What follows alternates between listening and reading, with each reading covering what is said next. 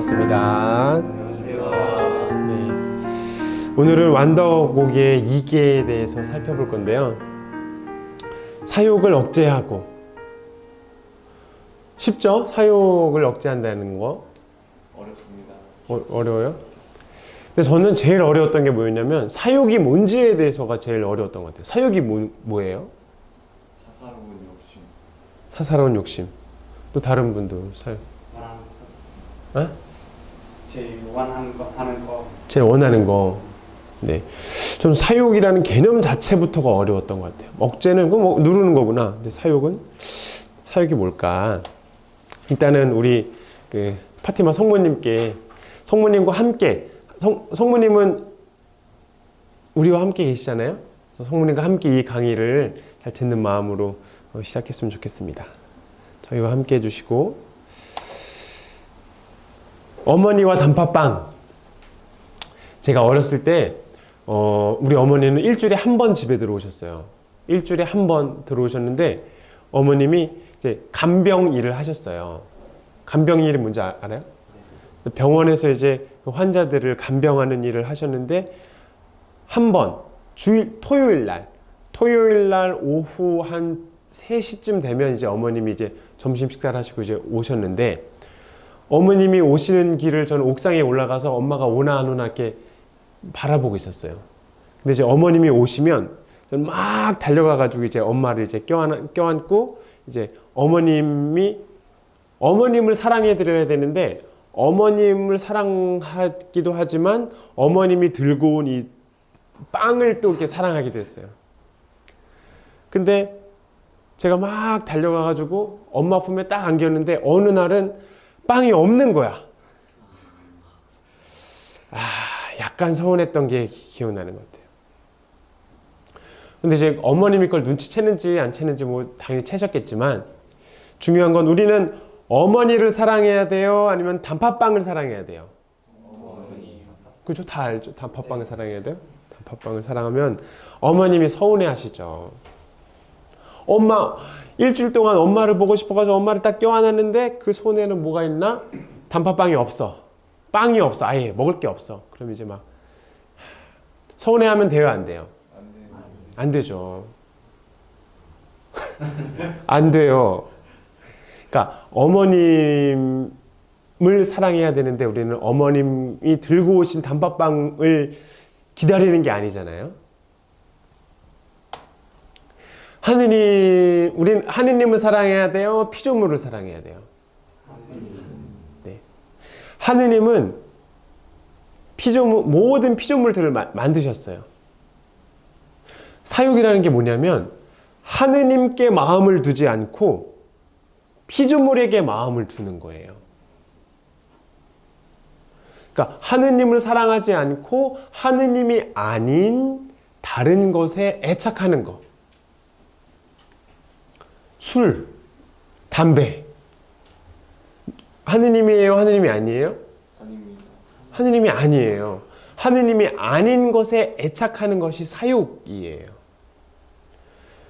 하느님도 사랑하고 이 피조물도 사랑하는데요? 라고 얘기를 하지만 우리 마음은 하나밖에 없어요. 우리 마음 안에는 하느님이 들어오시거나 피조물에 대한 애착이 들어오거나 둘 중에 하나밖에 못 들어와요. 이렇게 얘기를 하면 수많은 신자들이 저한테 항변을 해요. 신부님, 저는 하느님도 사랑하고요. 단팥빵도 사랑하고요. 이 피조물들도 다 사랑해요. 전 뭐든지 사랑할 수 있어요. 그건 인간을 모르기 때문에 하는 말이에요. 우리 마음 궁전 안에는 오로지 하느님 아니면 하느님이 아닌 것으로 채울 수가 있어요. 그렇기 때문에 우리가 정신을 똑바로 차려야 되는 것은 우리가 정말로 우리가 하느님만을 원하는지 아니면 하느님께서 만드신 피조물을 사랑하고 있는지.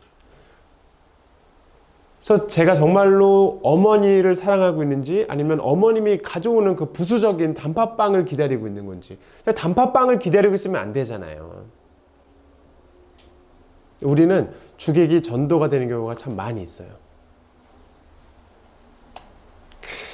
자, 사욕과 양심. 성경에는 이 하느님과 재물을 함께 섬길 수 없다라고 얘기를 하고 있잖아요. 마태복음서에서. 우리 설립신부님도 사욕과 양심, 사욕과 양심이 함께 빛날 수는 없어요.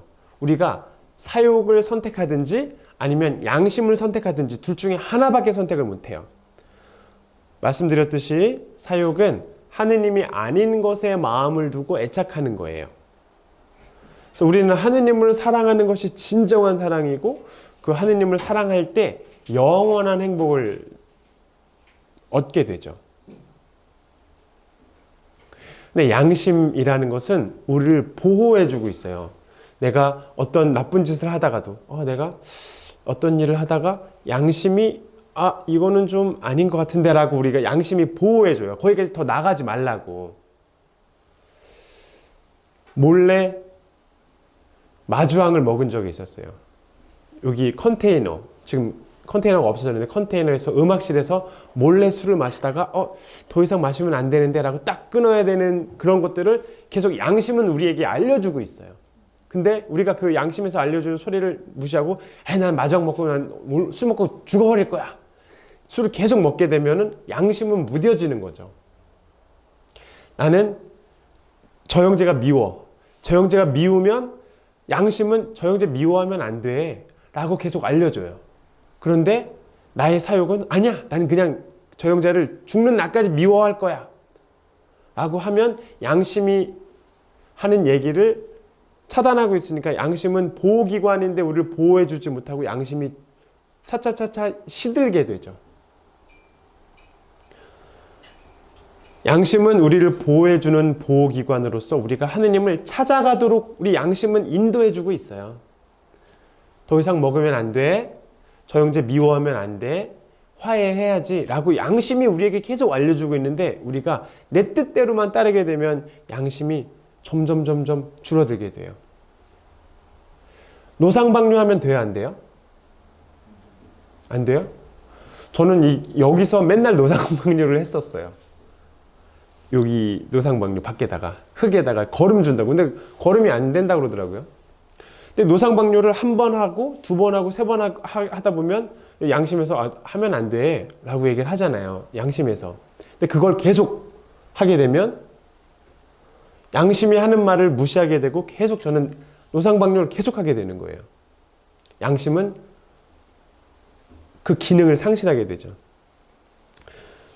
그래서 양심이 그 기능을 상실하게 되면 사욕이 커져요. 하느님이 아닌 그 사욕이 커지면서 양심은 어두워지고 또 양심이 밝아지면 사욕은 줄어들고. 그래서 여러분 안에 지금 내 마음 안에 지금 사욕이 가득한지, 그러니까 내가 하고 싶은 걸로 가득한지 아니면 하느님이 넣어주신 양심 계명, 사람은 이렇게 살아야 돼 라는 걸 다 알고 있잖아요. 하느님이 여러분 마음 안에 박아주셨어요. 내가 사랑해야 되는지 아니면 미워해야 되는지, 내 장상 몰래 뭘 해야 되는지 아니면 순명해야 되는지 다 알고 있어요. 이것이 굳어지게 되면 우리는 어두워지게 돼 있어요. 수학적 사고 오늘 말씀드렸잖아요. 창조주 하느님은 무한대예요. 우리 여기가 살고 있는 이곳은 유한한 공간이잖아요. 근데 하느님은 무한한, 우리를 위해서 우리가 있을 곳을 마련하러 예수님께서 올라가셨다고 그러시잖아요.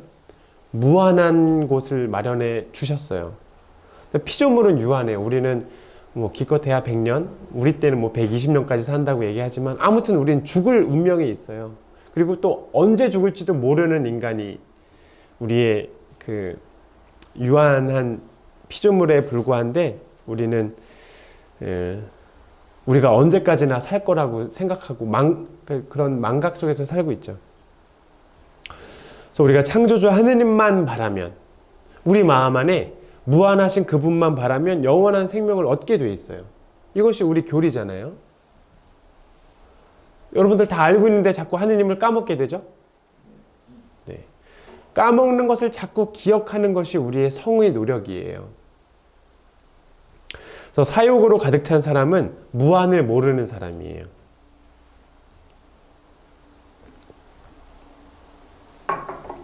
무한대가 얼마나 넓은지. 혹시 우주 영화 본 적 있어요? 우주 영화? 제가 제일 좋아하는 영화 중에 하나는 그래비티. 그래비티가 뭐 1시간 반밖에 안 되는 좀 짧은 영화잖아요. 그 지구가 얼마나 아름다운지에 대해서 지구가 초반에 많이 나오죠. 그리고 인간이 얼마나 부족한지에 대해서 나오는데 우주가 어마어마하게 넓듯이 하느님은 우주를 만드신 분이시기 때문에 그보다 더 넓은 분이세요. 근데 그거에 대해서 우리가 생각을 안 하고 지금 내가 당장 여기서 살고 있는 그 불편한 거 그런 것들만 내 머릿속에 가득한 것 같아요.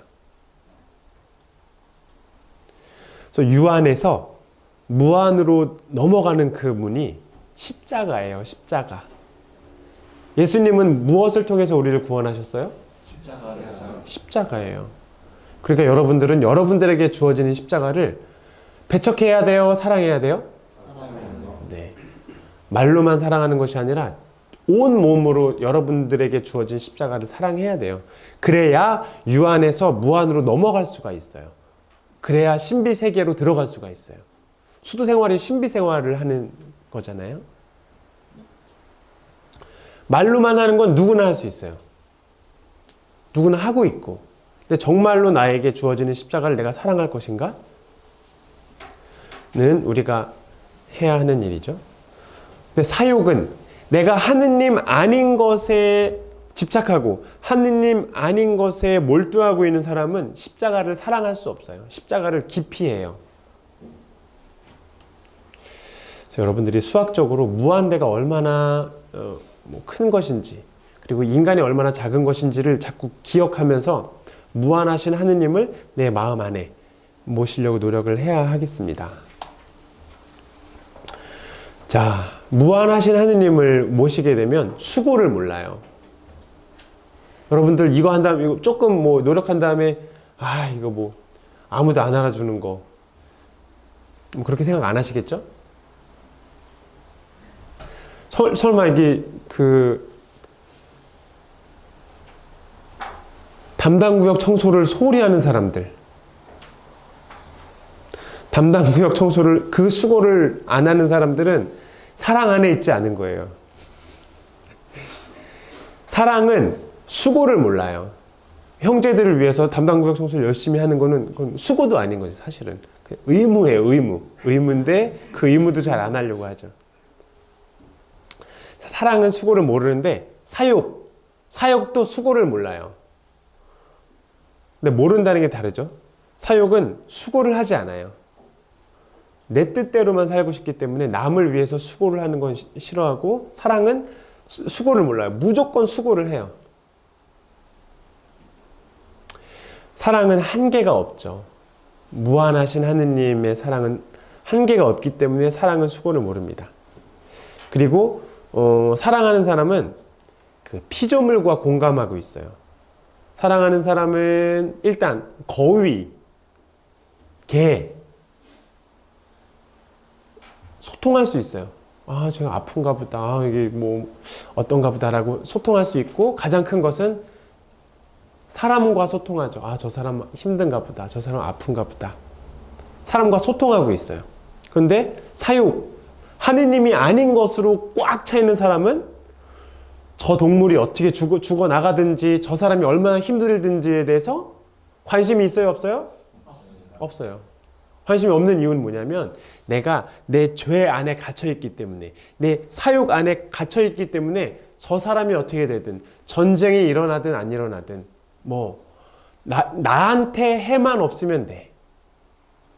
그러니까 내 안에 갇혀있기 때문에 피조물들과 사람들과 하느님과 소통하고 싶어 하지 않아요.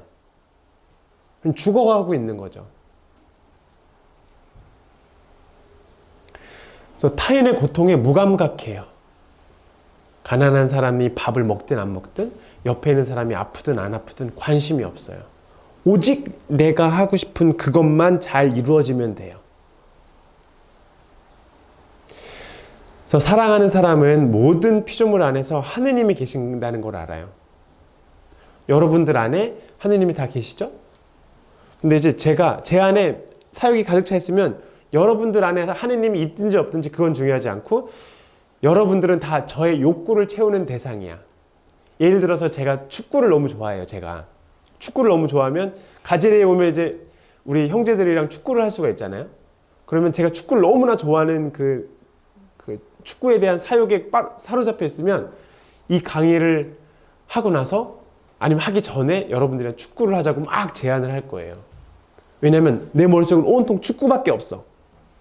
그러니까 여러분들과 함께 축구하는 게 목적이 아니에요. 저는 제가 축구를 하는 게 목적이에요.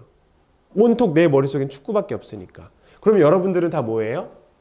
저의 욕구를 채우는 대상들이죠. 그 욕구를 채우기 위한 부수물들. 심각한 얘기죠? 네. 그래서 내가 사랑 안에 빠져 있으면 사람들은 사랑할 대상들이고, 내가 사욕에 빠져 있으면 사람들이 다 내 사욕을 채워야 하는 대상들로 변질돼요. 그래서 사랑 안에 있으면 여러분들에게 이 팔도 더 먹으라고 이렇게 주고 싶어. 이렇게 먹어, 여기도 먹고 저기도 먹고 이렇게 다 내어주고 싶은 게 사랑이에요. 그러니까 수고를 모르는 거죠. 근데 사욕에 빠져 있으면 여러분들의 걸 가져오고 싶어. 이렇게 이것도 받고 싶고 저것도 받고 싶고 저것도 받고 싶고 저것도 받고 싶고, 내 안에 사욕이 가득 차 있으면 다 채워야 되는 거예요. 여러분들의 것들을. 사람들은 다 이 대상, 내가 갈취해야 할 대상들이죠. 그러나 내가 내 안에 하느님이 가득 차 있으면 여기도 하느님이 있으니까 주어야 할 대상들로 바뀌죠. 그래서 아낌없이 주는 나무라는 게 있잖아요. 아낌없이 주는 나무 들어보셨죠? 아낌없이 주는 나무. 나중에 좀 설명 좀 해주세요. 아낌없이 주는 나무. 다 뿌리부터 끝까지 다 주는 나무가 있고, 또 반대는 뭐예요? 그러면 아낌없이 받는 나무. 뭐든지 다 받고 싶어만 해. 우리 수도원에 그런 사람들도 있죠? 없어요? 저 형제는 맨날 받고만 싶어. 그냥 무조건 받고만 싶어. 그런 사람들이 있어요. 주고 싶어 하는 사람도 있고 받고 싶어 하는 사람들이 함께 공존하고 있죠.